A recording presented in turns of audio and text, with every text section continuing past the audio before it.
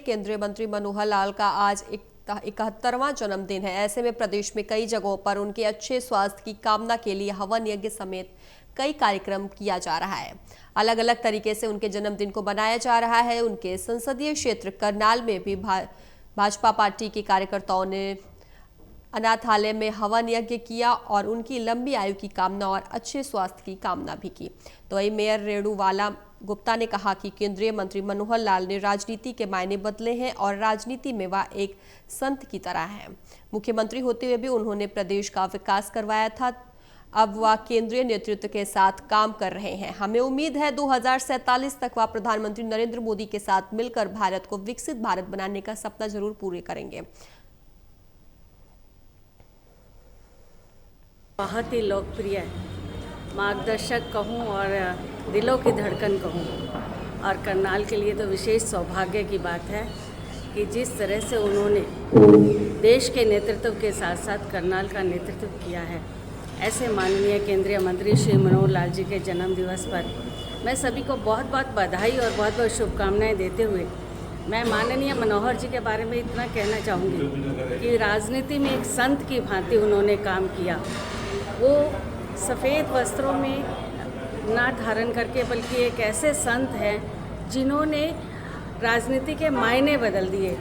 सत्ता परिवर्तन ही नहीं, व्यवस्था परिवर्तन के लिए उन्होंने काम किया और जिस तरह से उन्होंने समान गति से हरियाणा को मुख्यमंत्री रहते हुए विकास की गति पर आगे बढ़ाया, एक एक हलके में उन्होंने जो विकास कराया, हम करनाल वासियों के लिए बहुत सौभाग्य की बात है।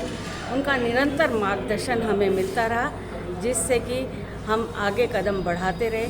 मैं भगवान से कामना करती हूँ उनके अच्छे स्वास्थ्य की, और इसी तरह से वो देश का माननीय प्रधानमंत्री मोदी जी के साथ मिलकर नेतृत्व करते रहें, देश में आगे व्यवस्थाएं बनाते रहें। निश्चित तौर पे उनकी नीति नियत और व्यवस्थाओं के लिए वो जाने जाते हैं।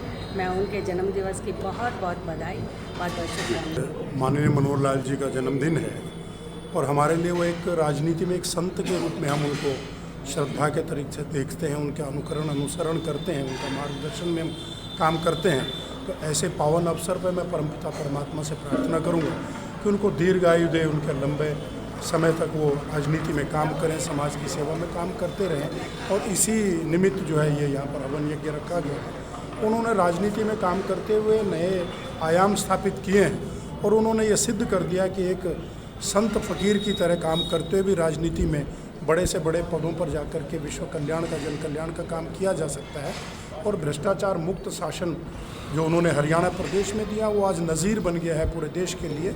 तो उसका अनुकरण जो है पूरे देश में अनेक राज्य करने लगे हैं।